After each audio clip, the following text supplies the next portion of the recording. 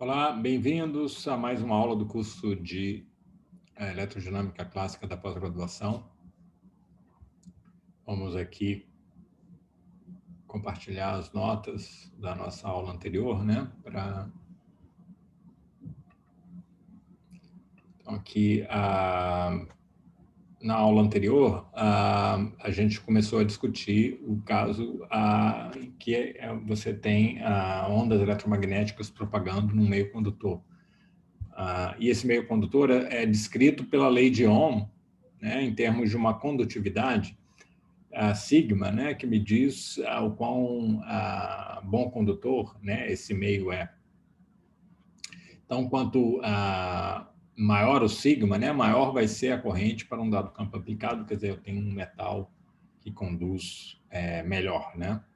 Aí, quando a gente escreve dessa forma, como a gente fez na aula passada, né, a gente está supondo que eu tenho uma resposta local, não só no espaço, mas no tempo também, né? Que, ou seja, que a minha resposta, que é a corrente, a uma perturbação, que é o campo, acontece instantaneamente. Não existe memória, né, nenhuma. A corrente que eu tenho no tempo t só depende do campo no próprio tempo t. Então, isso está ligado também a gente ignorar efeitos de dispersão, efeitos de dependência com a frequência da condutividade. Então, a partir dessa equação, né, e tomando uma equação local também para as outras equações de continuidade, tomando modelos locais, né, para a relação entre deslocamento elétrico e campo elétrico, a gente obteve essa equação do telégrafo, né, que está escrito aqui, e que é uma equação de primeira ordem, que tem essa derivada, é uma equação de segunda ordem, tem uns termos de segunda ordem no tempo, essa parte aqui, esse núcleo aqui, esse operador diferencial, é o chamado d'Alembertiano, é o operador diferencial característico da equação de onda, mas tem um termo adicional, que é uma derivada primeira no tempo, que é a assinatura de um processo irreversível, né? Um processo em que não é mais invariante quando eu troco t por menos t, porque quando eu troco t por menos t, embora esse termo aqui seja invariante, esse aqui não é, né? Ele muda de sinal. Então, se descreve um processo irreversível. Que processo irreversível é esse?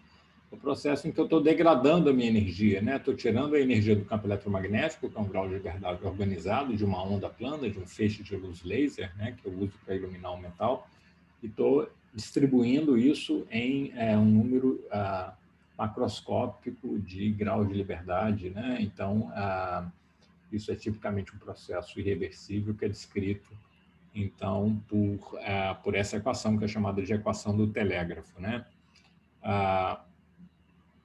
Então, esse termo aqui, vamos explorar as consequências que ele traz, né? E as consequências, ele vai estar trazendo esse efeito de absorção da luz no metal, né? E explica que os metais são opacos, né, para ondas eletromagnéticas. E essa absorção essa transferência de energia da onda eletromagnética para o meio material, esse processo irreversível que tem a ver com esse termo aqui da equação. Esse termo aqui veio justamente do J na lei de Ampère-Maxwell, né, da densidade de corrente na lei de Ampère-Maxwell, que é proporcional à condutividade, né? Bom, então, a gente agora vai discutir um pouco além desse modelo, que é importante, né? Esse modelo aqui, local no tempo, ele se aplica quando eu estou discutindo baixas, quando eu discuto frequências baixas, mas ele deixa de valer, como escrito assim, quando eu começo a discutir frequências mais altas, em particular, se eu quero discutir luz visível, por exemplo, ele não valeria, porque aí eu tenho que levar em conta a dispersão, a não localidade da resposta. É isso que a gente já começou, a gente discutiu um pouco na nossa reunião síncrona, né? Mas vamos retomar aqui. O que significa dizer que a minha resposta não é mais local no tempo? Significa o seguinte, que a corrente que eu tenho no tempo t, né, que a resposta que eu tenho no tempo t, tem um efeito de memória, ela lembra do campo da perturbação que eu tinha em tempos telinhas anteriores a t. Isso significa que a relação entre a corrente e o campo vai envolver uma convolução no tempo, né? Essa é a equação constitutiva, então, que leva em conta essa resposta não local, esse tempo de memória, né? Tá certo? e aqui aparece, então, a corrente no tempo t, envolvendo uma integral sobre todos os t' menores do que t, né? Repara que o meu limite de integração aqui, o t' vai até t. E é claro que os pesos com que essas perturbações em tempos diferentes aparecem vai levar em conta o tempo decorrido, né, entre a perturbação e a resposta, né? E isso, tipicamente, então, é pesado por essa condutividade aqui no regime temporal, que eu estou chamando de sigma-til. E essa condutividade aqui, como função do tempo decorrido, que é o tau, né? O tau, então, é essa diferença entre t e t'. Quanto tempo passou entre a perturbação e o efeito da perturbação, né? Tipicamente, esse cara vai caindo, né, com o tempo, porque eu não vou lembrar aqui no tempo t do que aconteceu lá no passado remoto, né? Ele tem um tempo característico aqui, né? Vamos chamar esse tempo aqui de tal c, um tempo que, na prática, essa integral lá em menos infinito, ela vai convergir muito bem, né? Porque esse cara, a condutividade no tempo, ele vai caindo, né? À medida que eu vou pegando um argumento aqui, que é o tempo transcorrido, cada vez maior, né? Eu vou lembrando cada vez menos do que vai acontecendo no passado remoto, né? Para ter linha cada vez mais no passado remoto, maior vai ser o tal, né? E esse, para tal muito maior do que um tempo característico aqui, esse sigma-til vai ser muito pequeno. Essa equação a gente escreve no regime de frequência, né? Porque fica muito mais simples, né? Pelo teorema da convolução, quando eu tomo a transformada de Fourier de uma convolução, eu tenho um produto, né, da transformada de Fourier do sigma-til, que eu estou chamando de sigma, pela transformada de Fourier do campo elétrico no tempo, que eu estou chamando aqui de E, estou usando letras diferentes, né? Então, esse aqui é o campo elétrico no regime de frequência, e aqui é o J no regime de frequência, aqui é o J caligráfico, é a letra que eu uso para representar a densidade corrente no regime temporal, né? Então, aqui, esse sigma de ômega é a transformada de Fourier do sigma-til, tá certo? Ele vai ter uma certa largura, né, aqui, que é inversamente proporcional a esse tempo tal c que aparece aqui. A largura da função sigma de ômega é inversamente proporcional à largura da função sigma-til, tá? Essa é a relação entre uma função e a sua transformada de Fourier, né? Ela tem larguras inversamente proporcionais uma à outra, né? Então, o regime que a gente estava discutindo antes é o regime em que esse tal c é muito pequeno, né? Essa largura sendo muito pequena, eu tenho pouca memória, essa função vai ficar muito larga, né, no regime de frequência. Esse sigma de ômega vai ficar muito largo se o tal c é muito pequeno. Aí, se eu tiver uma frequência lá, por exemplo, kHz, né, tipicamente para metais, né, esse kHz é tal que essa frequência aqui é muito menor do que 1 sobre tal c. Então, a minha função ainda não deu tempo de variar no regime de frequência. Eu tenho o mesmo valor que eu tinha no zero, né, que esse é o sigma aqui estático, né, o sigma que me dá a resposta quando eu aplico um campo estático. Então, eu posso fazer essa aproximação, nesse caso, né, para baixas frequências, né?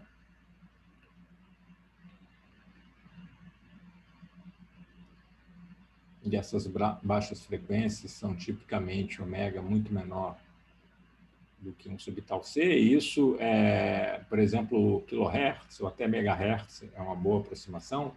Posso trocar o meu sigma de ômega pelo sigma de zero, né? E esse sigma de zero é o que eu estava chamando de sigma na aula anterior, né? Tá certo? Esse sigma da aula anterior é o sigma em frequência quando você toma a frequência zero, tá bom? É a condutividade estática, né? Vou escrever aqui para deixar isso bem registrado.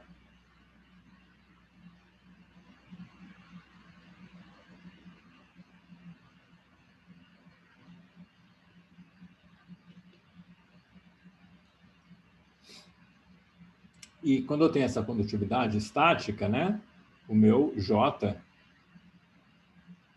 de R ômega, né, fica aqui, então passa a ser um número aqui sigma, independente da frequência. Então, vocês estão vendo a relação entre essa aproximação de não depender da frequência, que é o chamado regime não dispersivo, né? E justamente a dispersão tem a ver quando as propriedades do material dependem da frequência. No caso aí, a dispersão da luz no prisma é porque a constante dielétrica e, portanto, o índice de refração dependem da frequência. Isso separa as cores do espectro da luz visível, né? Então, essa dependência de frequência, se eu ignorar, eu tomo a transformada de Fourier aqui, ó, passo inversa, né? E passo para o regime do tempo. Esse sigma ele fatora para fora da integral de inversão, né?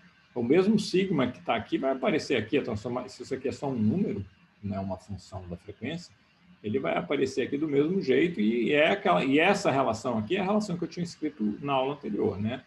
É o limite local. Ou seja, dizer que o sigma não depende da frequência é a mesma coisa que dizer que a minha resposta no tempo é local, né? Então, esse aqui é o limite não dispersivo.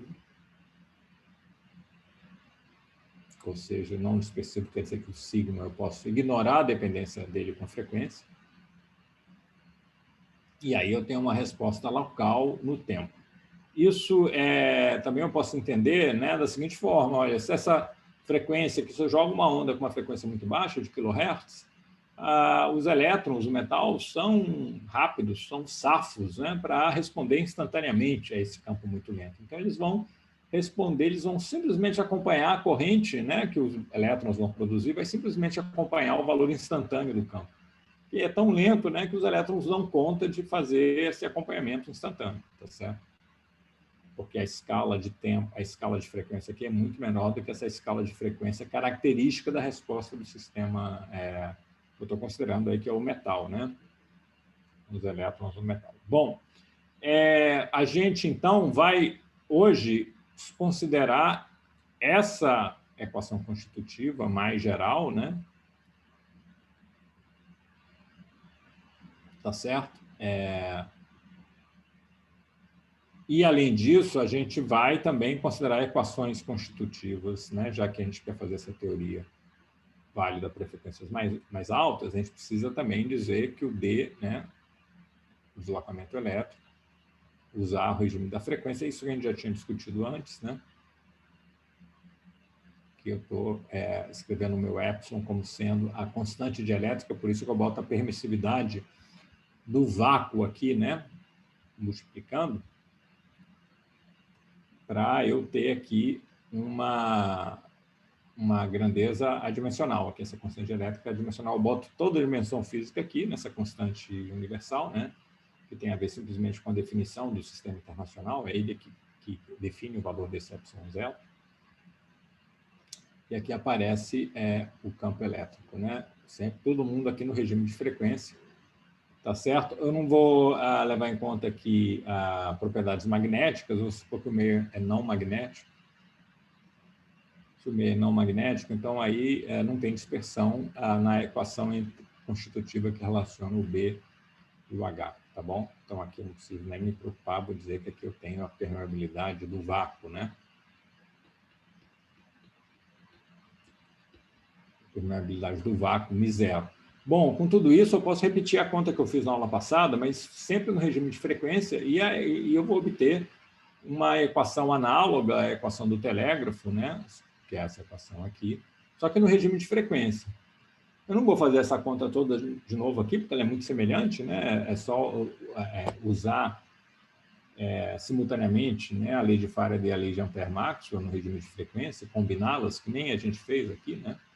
Eu deixo para vocês fazerem isso como exercício. Que resultado que eu vou obter? Eu vou obter uma equação análoga a essa aqui, só que no regime de frequência, né? Então, o que eu vou fazer é simplesmente pegar a transformada de Fourier dessa equação, né? Mas aí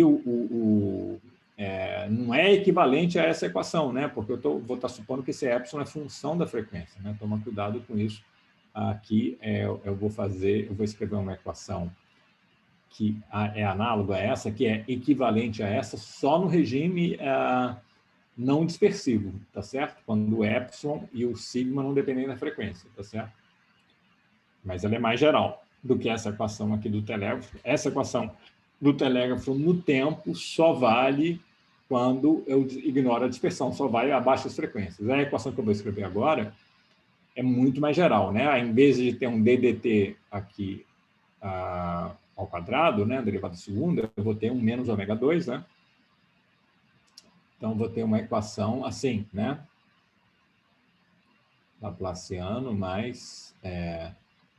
aqui vai ter o epsilon sobre C2, aí vai ter esse ômega 2 aqui, né?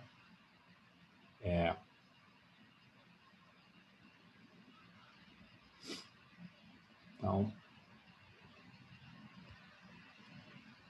epsilon, constante elétrica, essa constante elétrica que apareceu aqui, né, na equação constitutiva. Só que deixa eu chamar a atenção para uma coisa muito importante aqui, é que esse epsilon, para mim, ele é uma função da frequência, né? Tá certo? Estou levando em conta a dispersão também, aqui na relação entre D e E, né, que vem lá da relação de dispersão para a polarização em termos do campo elétrico, né? O fato da suscetibilidade elétrica depender da frequência. Então, aqui aparece ômega 2 sobre C2, né? Então, isso aqui, se eu parasse aqui, eu teria a equação de Helmholtz, né? Que a gente já discutiu antes. Só que tem um termo extra, que é o termo que vem da corrente. É o termo que vem do fato desse meio ser um meio condutor. É esse termo aqui, né? Esse DDT, ele vira um menos I ômega, né? Então, fica I ômega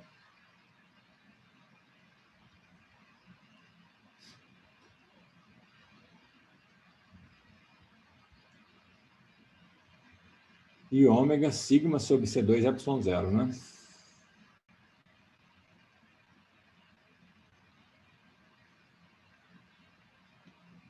Aqui aparece a permissividade do vácuo.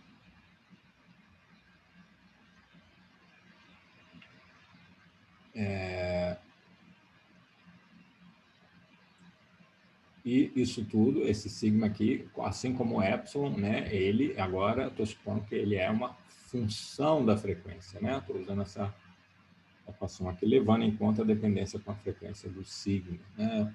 Na aula que vem a gente vai discutir alguns modelos, né, para essa dependência com a frequência. Então, isso aqui é o operador, né? É diferencial, porque eu ainda tenho a derivada espacial, não tenho mais derivada temporal, porque eu estou no regime de Fourier, né? Então, as derivadas temporais viraram multiplicação por ômega 2, derivada segunda, né?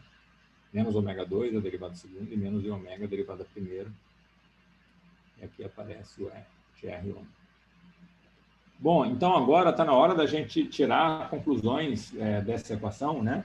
Essa equação, se não tivesse esse termo extra aqui proporcional a sigma, seria a equação de Helmholtz que a gente já tinha visto, não é só com essas duas parcelas aqui, para meios elétricos, tá certo? Agora tem esse termo extra. Agora, esse termo extra é uma função de ômega, assim como essa aqui, né? Tá certo?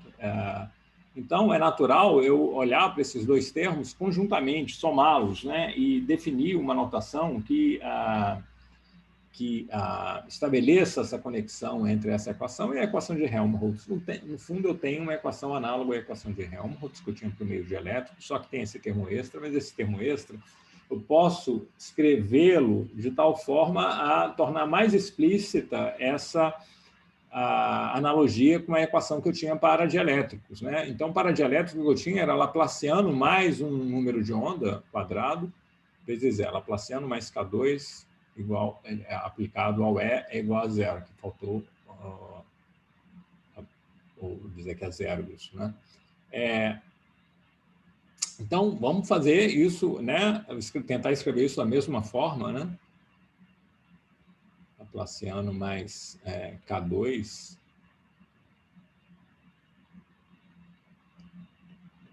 é GR ômega igual a zero.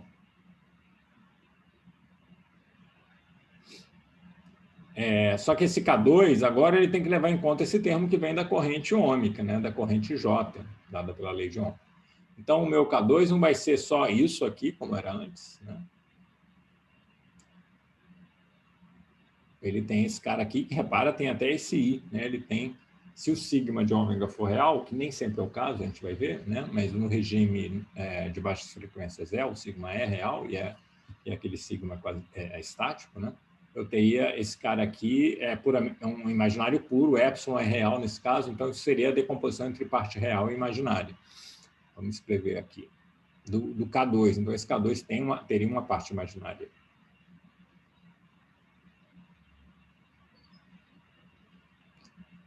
Então, esse K2 agora tem esse termo extra aqui que eu estou escrevendo agora, né? Ops.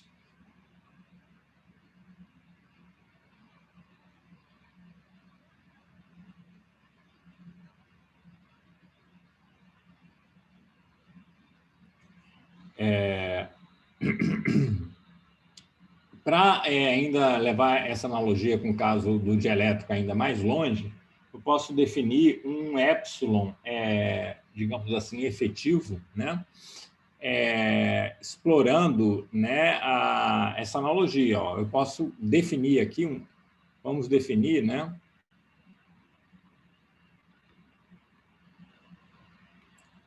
Uma constante dielétrica efetiva, epsilon, vamos chamar esse epsilon de epsilon chapéu, tá bom? De tal forma que eu possa dizer que que eu possa ter aquela mesma relação, ó, que eu tinha no caso do dielétrico. No caso do dielétrico, eu tinha só esse termo, né? Não tinha isso que vem da corrente ômica. Eu tinha só isso. Então, vamos continuar escrevendo dizendo que eu tenho só isso, só que em vez de escrever esse meu epsilon aqui, eu vou escrever esse epsilon efetivo com chapéu.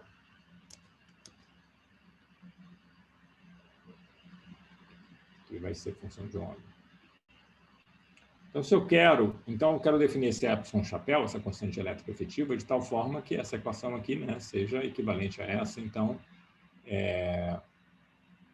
por comparação, né, eu vejo que esse meu epsilon efetivo vai ser o epsilon propriamente dito, né, aquele epsilon que tem a ver com a polarização do meio, né? Vamos melhorar um pouco aqui e manter a dependência com a frequência. Acho que tem espaço aqui para a gente. Então, tem esse epsilon aqui propriamente dito e tem esse cara aqui, né? Então, como é que vai ficar? Ó, eu vou ter esse I, né? Repara que eu botei, é como se eu tivesse colocado, né, esse ômega 2 sobre C2 em evidência, né? Acho que talvez fique mais fácil a gente fazer isso aqui, ó. Bota esse ômega 2 sobre C2 aqui em evidência. Aqui vai ficar o epsilon mais I sigma, né? Esse C2 foi embora, né?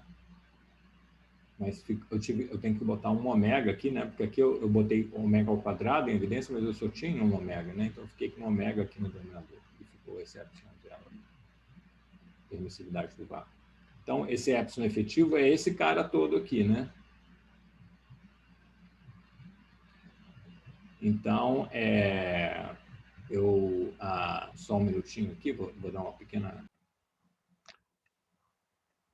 Bom, voltando aqui, desculpem aqui, uma pequena interrupção, né? Vamos...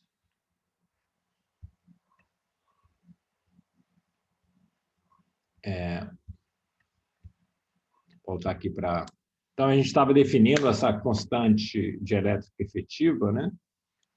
Epsilon com esse chapéuzinho, que é justamente isso que aparece aqui, né? Então, tem uma contribuição aqui. Ops.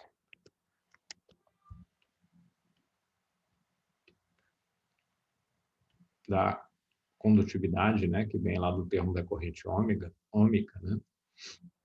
E aparece esse inverso da frequência aqui.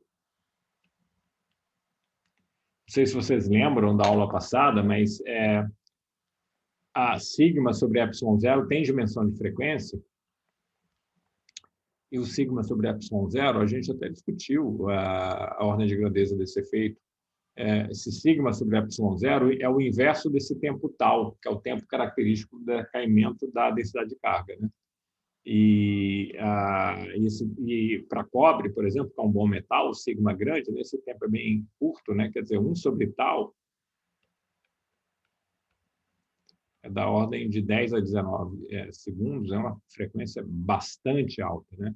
Esse 1 sobre tal é justamente o sigma sobre epsilon, epsilon zero. Esse epsilon aqui não faz muita diferença, ele não, é um número da ordem de 1, né? Então, essencialmente, é o sigma sobre epsilon zero que está aparecendo aqui, né? Que é então, esse cara aqui, para o cobre, é da ordem de 10 a 19 Hz. Muito grande, exceto se você pegasse frequências muito altas também. Mas as frequências ali no visível correspondem a 10 a 15 Hz, mais ou menos. Então, isso já está mostrando que esse termo aqui, mesmo para a luz visível, ele vai tende a dominar esse aqui. E para frequências mais baixas, mais ainda, com mais razão ainda, para frequências mais baixas, esse cara aqui vai ser muito maior do que esse epsilon aqui, que é da ordem de 1, né? Pode ser 2 ou 3, mas ele vai ser tipicamente, então, muito menor do que esse termo na grande maioria das situações, tá certo? Exceto se você estiver pegando frequências altíssimas, um ultravioleta distante, né? Para uma omega da ordem de 10 a 19, né?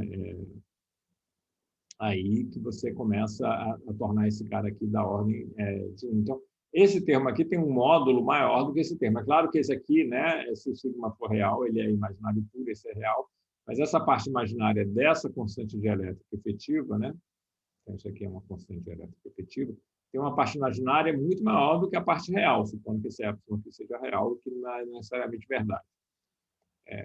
Então, constante dielétrica efetiva vai ser dominada pelo termo ômica em metais. Né? Uma outra maneira da gente entender essa constante dielétrica efetiva é olhar diretamente para a lei de Ampère-Maxwell. Tá? A gente pode obter essa constante dielétrica efetiva lá mais diretamente, se a gente olhar, só para a gente ficar bastante satisfeito com essa definição aqui, né, que é uma definição extremamente importante, né, dessa constante dielétrica aí, que veio aqui desse meu número de onda ao quadrado complexo, né? Que veio aqui da equação de Helmholtz, né?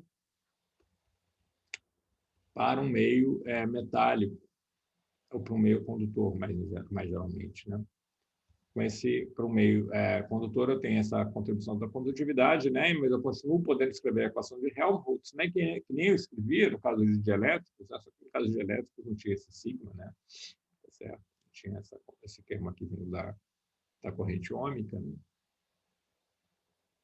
Então, é o limite sigma igual a zero, que é um péssimo condutor, né? Quando não tem corrente, né? Tá certo? Aplica um campo, não tem corrente nenhuma, porque não tem elétron ou não tem portador de carga para produzir essa corrente macroscópica, né? Então, não tem J, não tem sigma igual a zero é o caso que a gente tinha antes, né? Com o sigma aparece esse termo extra aqui, mas eu continuo obtendo a equação de Helmholtz, né? Como eu tinha antes, só que agora eu tenho esse número de onda escrito em termos dessa constante dielétrica efetiva, que tem um termo extra.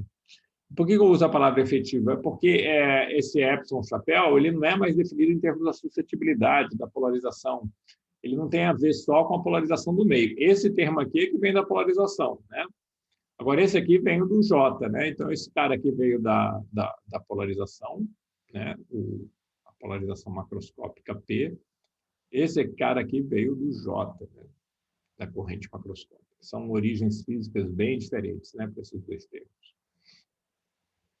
Deixa eu apresentar um argumento adicional aqui, para a gente entender bem isso. Né? Vamos olhar para entender de onde, né, por que aparece essa constante elétrica efetiva. Vamos olhar aqui para a lei de Ampère-Maxwell no regime de frequência.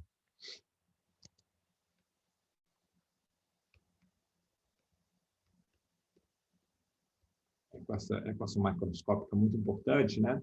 Que me diz que o Hot de H é a corrente macroscópica, né? E aqui eu vou estar no regime de frequência, tá? E aí o termo de corrente de deslocamento, que é o DDT, a derivada temporal do deslocamento elétrico, né? Eu vou escrever como sendo menos I ômega, né? D.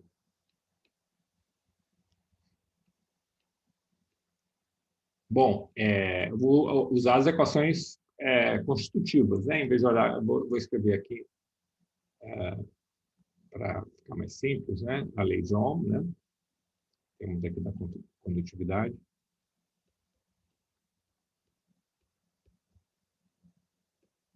No regime de frequência, né? E tem a equação constitutiva para o relacionando o D com o E, né? A permissividade do vácuo, a constante dielétrica, que depende da frequência. Ambos, então, eu escrevo em termos do campo elétrico macroscópico, E. Então, eu substituindo essas duas equações constitutivas aqui, né, a lei de Ampère-Maxwell, olha o que eu escrevo, olha o que eu obtenho. Aqui no regime de frequência, né? Eu vou escrever todo mundo em termos do E, né? Então, olha, vai ficar aqui sigma de ômega, né? Posso botar o E em evidência, porque o E vai aparecer aqui por causa da lei de Ohm, vai aparecer aqui também, essa equação constitutiva linear, que relaciona o deslocamento elétrico com o campo elétrico macroscópico. Então, fica menos I, ômega, epsilon zero, epsilon de ômega, que é R ômega. Então, além de ter o termo usual, que eu tenho, tem esse termo aqui que vem da corrente, né, que vem do J. Então, esse termo aqui já existia na discussão nossa anterior, que envolvia meios dielétricos. Né? Agora, quando eu tenho um condutor, além desse termo, eu tenho esse outro. Para escrever isso de um jeito parecido com o que eu escrevia antes, né, eu posso chamar isso tudo aqui, né, eu posso dizer que isso é igual a menos I ômega epsilon zero, epsilon efetivo, né, para implementar essa analogia com o caso, com aquela discussão que a gente tinha para meios dielétricos, né, meios sem corrente.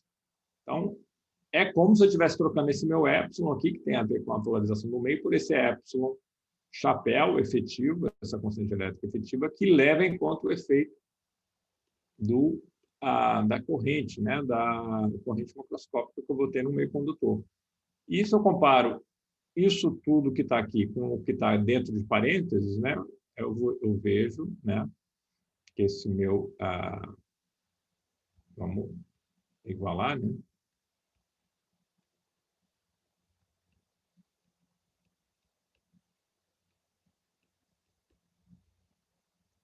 Eu vou ter justamente aquele resultado que eu tinha antes, né, que esse epsilon esse epsilon setivo é o epsilon propriamente dito, que tem a ver com a polarização do meio, né, mais I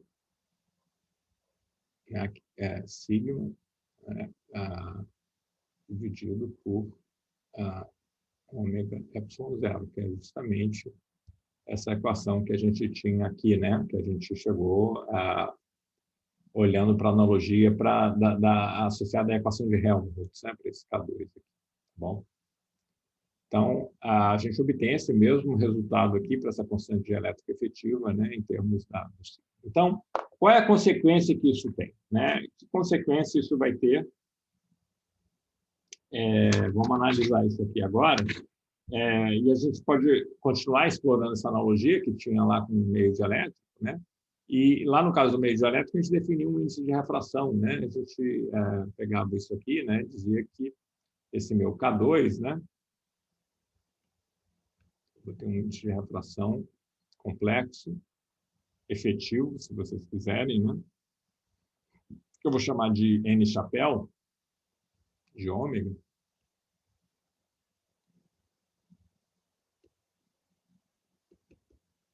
Que vai ser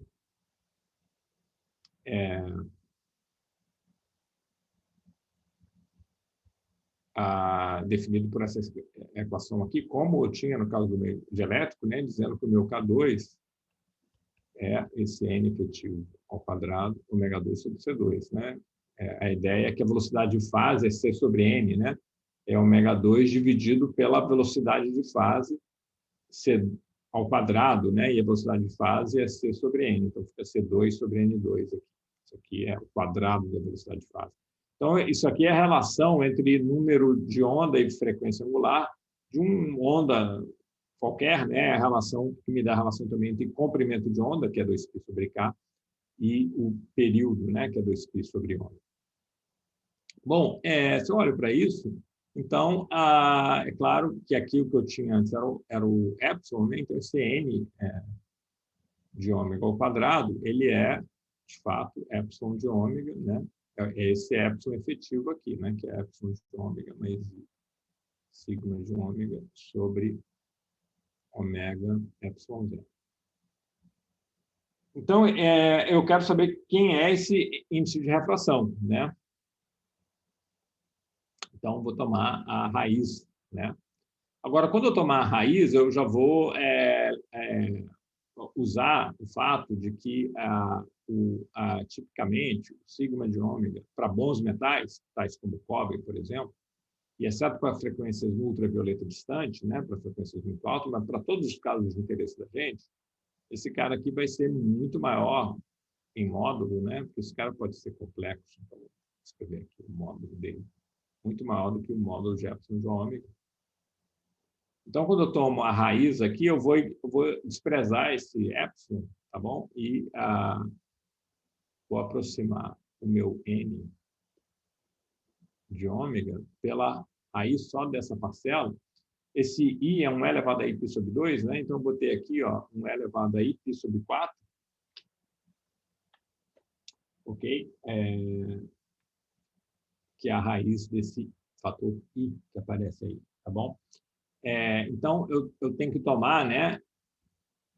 E aqui eu vou fazer uma hipótese para obter um resultado aqui. Agora eu vou voltar àquela discussão que a gente tinha na aula anterior, que era mais voltada para o caso não dispersivo, né? Baixas frequências, tá bom? Para baixas frequências, como a gente discutiu no início, né? Eu posso aproximar o meu sigma de ômega pelo valor dele, a frequência zero, que é um valor real e não só real, como positivo. Então, todo mundo aqui, então, e esse cara, inclusive, é o que eu estava chamando de sigma antes, né? Sem nenhum argumento, né? Eu vou escrever assim a partir de agora. Eu vou fazer uma conta aqui, particularizando para esse caso específico, tá bom? Um caso de importância para, por exemplo, a rede de transmissão, aí eu estou falando de frequências de kHz, tá bom?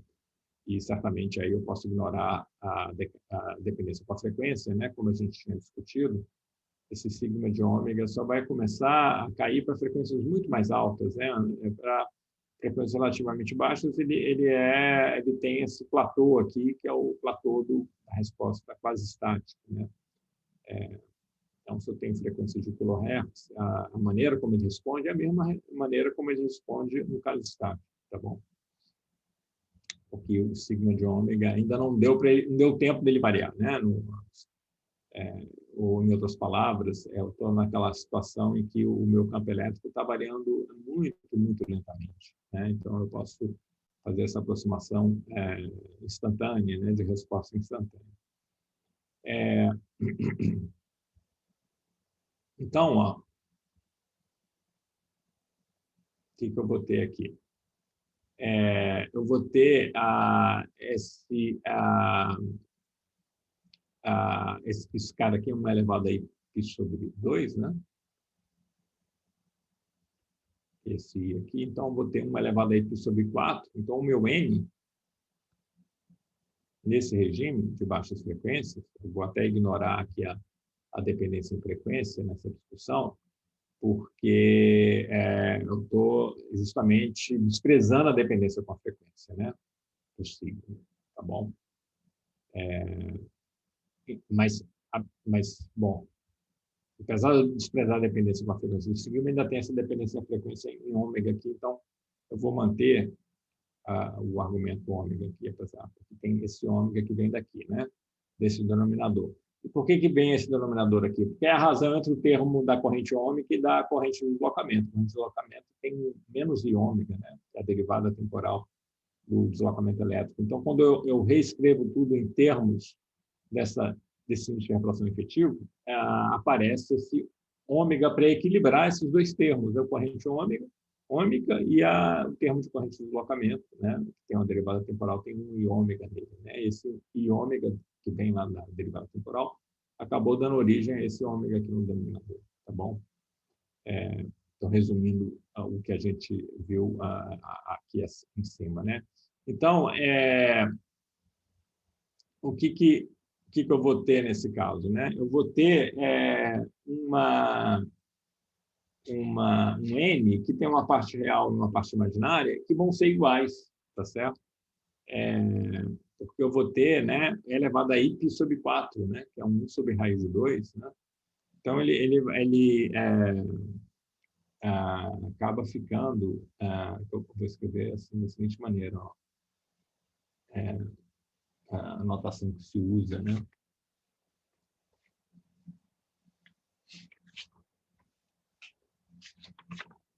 Então, esse meu N, ele vai ter uma parte real, né? Ó, ele vai ficar com eu vou ficar com elevado a i sobre 4. Né? Lembrando que elevado a i sobre 4 é 1 sobre raiz de 2, mais i sobre raiz de 2, né? Vezes a raiz, né, desse número real positivo, que é isso que está aqui dentro. O ômega é positivo, o sigma de ômega. Eu estou desprezando a dependência em frequência dele, por isso que eu vou chamar ele só de sigma, né? Ele também...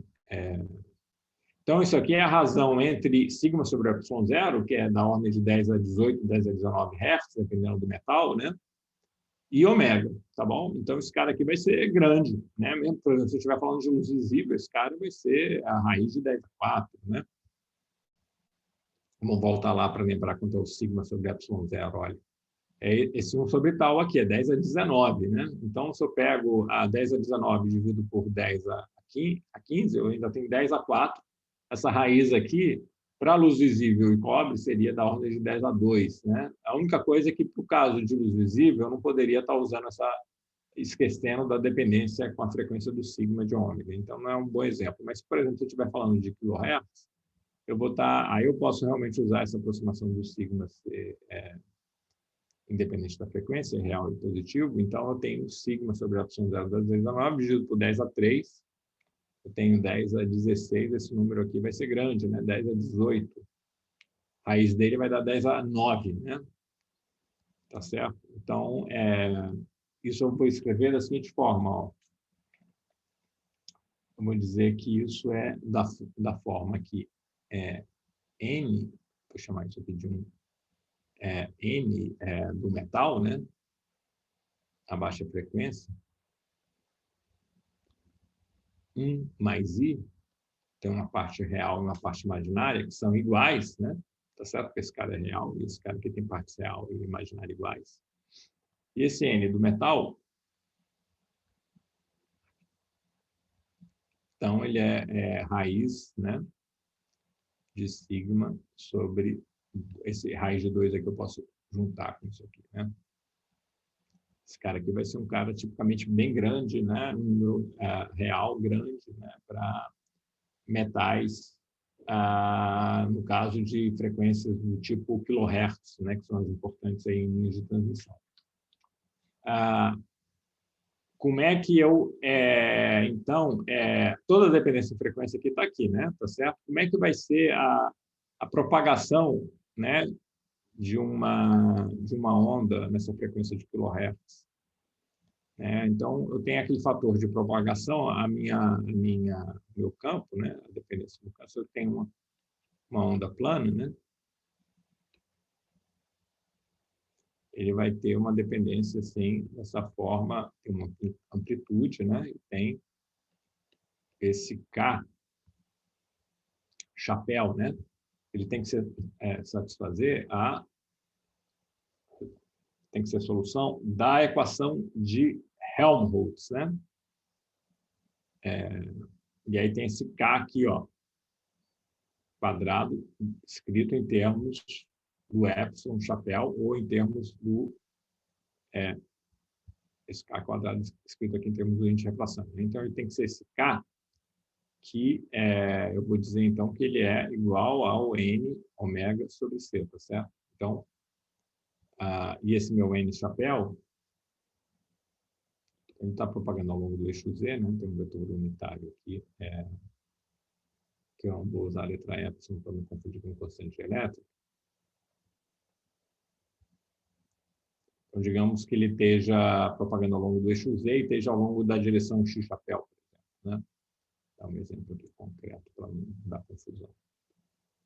Então, linearmente polarizado ao longo de x e propagar ao longo do eixo Z, né? Esse K, ele é esse N aqui, ômega sobre C, né? E esse N é dessa forma. Então, ele vai ficar assim, ó. É zero elevado a I, N metal, né? Tem uma parte propagante, que é essa aqui, que é a parte real desse N, né? Que é esse 1 aqui, multiplicando esse N do metal. E tem uma parte que vai ser, ó, quando esse I multiplica esse I aqui, que vai dar uma exponencial real, não é mais uma exponencial com fase complexa, ó, que eu vou escrever dessa forma. Ele vai ter uma escala de decaimento, né? Característica L, né? Que é o comprimento de penetração, né? Já vou explicar.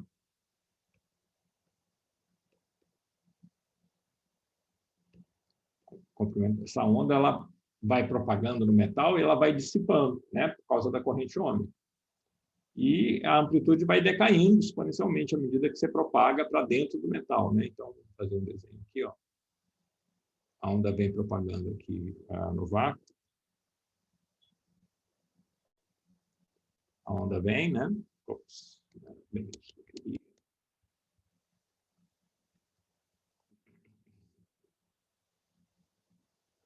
eu estou no vácuo. E aí eu vou entrar para dentro do metal. Bom, vai ter uma reflexão grande, mas eu nem vou desenhar essa reflexão, que eu posso calcular usando aquelas expressões de Fresnel, né, que a gente estudou. Mas eu vou, quando eu entrar aqui no metal, né, eu vou, a minha amplitude vai decaindo rapidamente. Ó.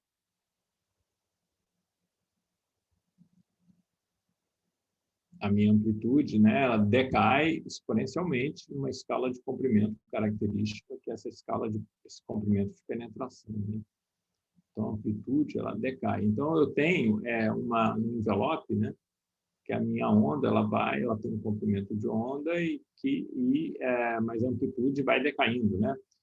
Como é que eu sei esse 1 sobre L? É só pegar a parte imaginária, né? Olha, o que eu estou trocando esse K aqui, ó, por N metal, né? 1 mais I ômega sobre C, tá certo? Esse K eu troquei por isso, pelo N chapéu, mas o N chapéu o N chapéu é isso aqui tudo, é N chapéu vezes ômega sobre C. Então, esse I aqui vezes esse I vai dar uma exponencial decrescente, que é essa exponencial decrescente aqui. Comparando, né, eu vejo que esse 1 sobre L, o inverso desse comprimento de penetração, o comprimento de penetração estou chamando de L. Né? Esse 1 sobre L é esse N metal, que é esse cara todo aqui, né? Raiz de sigma sobre 2 ômega epsilon zero, vezes ômega sobre C, né? Tá certo? Tudo isso aqui, né? Que vai multiplicar o Z, né? Tudo que multiplica o Z é I, N, o I com I deu esse menos, né? É o N metal, que é isso, vezes ômega sobre C. Posso simplificar um pouquinho, porque tem ômega aqui, né? Então, esse L, esse comprimento de penetração, ele vai ser, eu posso escrever ele como sendo C vezes alguém, né? E esse alguém invertendo aqui, né? Vai ficar aqui, eu fiquei raiz de ômega em cima, mas eu inverti, ficou um ômega embaixo, né? Então, fica 2 ε0, né? E aqui aparece o ômega, o sigma, né? Agora o ômega está multiplicando o sigma, né? Tá certo? Lembrando, né, que esse cara todo aqui, o sigma sobre ε0, é uma frequência também, né? É essa frequência que para o cobre é 10 a 19 Hz, né? Então, esse aqui é uma espécie de média geométrica, né? Raiz de um produto, né? Dessa escala de frequência, que é o sigma, né? O sigma sobre ε0 é uma frequência, vezes a frequência que eu estou interessado. Essa média geométrica aí vai dar, fazendo um cálculo grosseiro aí, né? É uma média geométrica de 10 a 19. 10 a 19 é o que está no denominador, né? 10 a 19 vezes 10 a 3, dá 10 a 22, raiz dá 10 a 11 embaixo, né? Isso é uma frequência que aparece embaixo, né? Então, C dividido por uma frequência, né, vai dar justamente um comprimento, né? A gente pode dar um exemplo aqui numérico, tá certo? E isso aqui é 3 vezes 10 a 8, né, vezes 10 a 11, que eu tinha dito, né? Então, dá 10 a menos 3 no sistema internacional, mais ou menos, né? Que é da ordem do milímetro, né?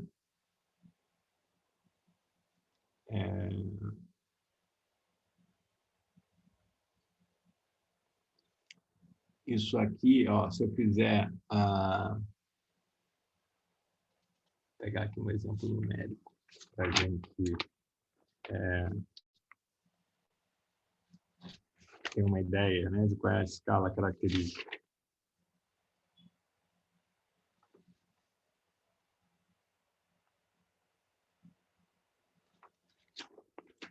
Eu vou pegar um exemplo, que é o exemplo da frequência que a gente tem da rede elétrica distribuída nas casas, né? Um ômega igual a 2π vezes 60 Hz, né?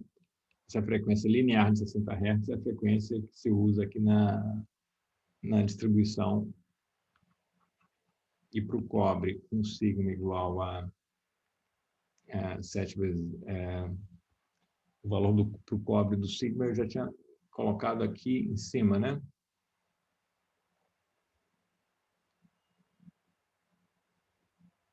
Seis vezes 10 a 7.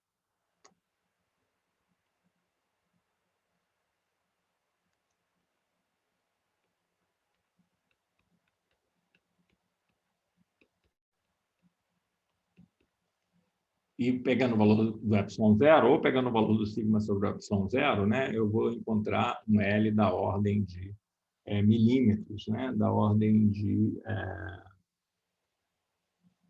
2,5 milímetros. 2,5, não, na verdade, milímetros é quando eu tenho...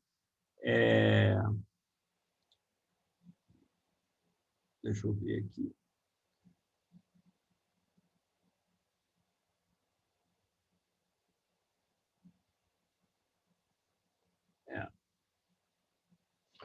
Isso aqui é para quilohertz, eu acho, né? Só um minutinho aqui, deixa eu verificar. Eu não quero fazer. Só um minuto.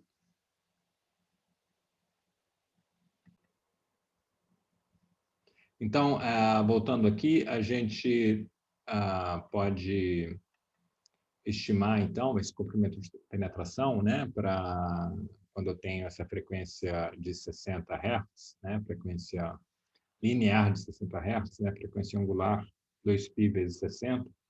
Isso, então, a gente substitui aqui nessa expressão, né? Aqui eu estou estimando o sigma sobre ε0 como sendo 10 a 19, é só um cálculo de ordem de grandeza que eu estou fazendo aqui, tá bom? Então, 10 a 19 Hz aqui, então eu boto aqui 2π vezes 60 aqui, né? E tem esse fator 2, aqui é a velocidade da luz no vácuo. e isso dá da ordem do centímetro, né? Isso aqui dá da ordem de 10 a menos 2, né? Usando o sistema internacional, obtém um comprimento na unidade de comprimento do sistema internacional, que é o metro. Então, isso aqui dá da ordem de 10 a menos 2, né? Que eu tenho 0,7 vezes 10 a menos 2, né? Então, como é um cálculo só de ordem de grandeza, isso é da ordem de, aproximando aí por 10 a menos 2, né? Metros, ou seja, centímetro, né? Então, esse comprimento de centímetro é o que eu tenho a 60 Hz.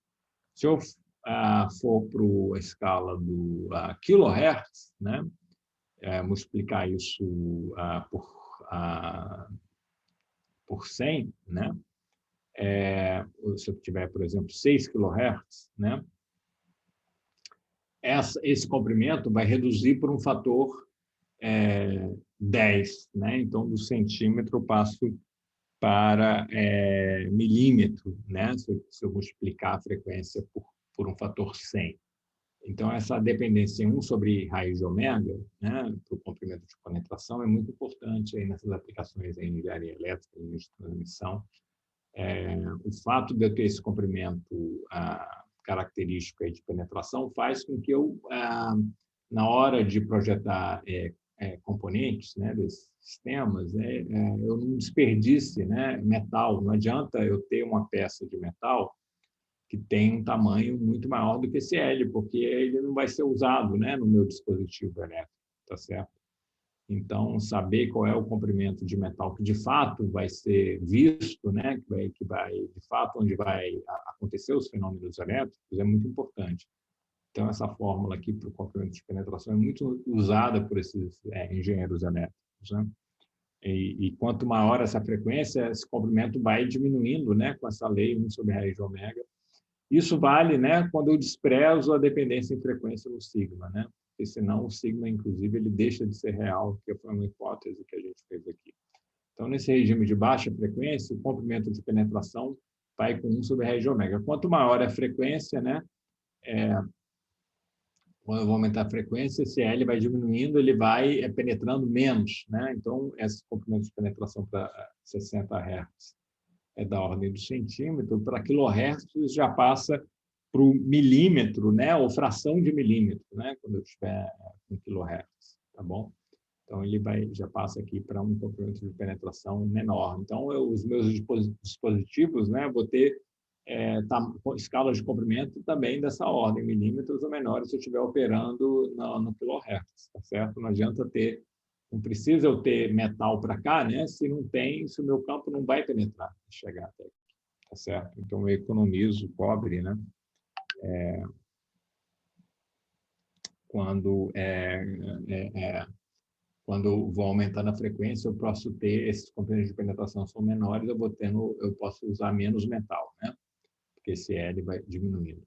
Outra questão que eu gostaria de comentar sobre esse resultado aqui, do componente de penetração, é que quanto melhor for o metal, né, menos ele vai penetrar, menor vai ser esse comprimento de penetração, né? Se eu trocar alumínio, se eu trocar o cobre, né, por alumínio, o alumínio tem um sigma menor, a onda vai penetrar mais o alumínio, né? O cobre tem um sigma maior, então vai penetrar menos, né? E por que isso, né? Porque eu tenho essa corrente, né? Vai ser maior e vai blindar, né? Esse decaimento, posso pensar também dessa forma, que a minha corrente aqui, que vai ser induzida aqui nessa região, e que vai propiciar esse decrescimento, né? Da amplitude do campo, tá certo? Devido a essa corrente que aparece ali. Acho que eu vou ficar por aqui, né? Então, na próxima aula, a gente vai discutir, sair um pouco desse regime de baixa frequência, e se a gente quer discutir a propagação de ondas em metais na região do visível, eu tenho que levar em conta o fato que o sigma de ômega depende da frequência. Então, a gente vai estudar um pouquinho como é essa dependência em frequência, e isso aí a gente vai, então, discutir um modelo para essa função sigma de ômega, que é o modelo de Drude, né, para metais. Então, vou ficar por aqui. Então, a gente nos vemos na nossa reunião da próxima terça-feira. Tchauzinho. Tchau, então, e boa noite para todos.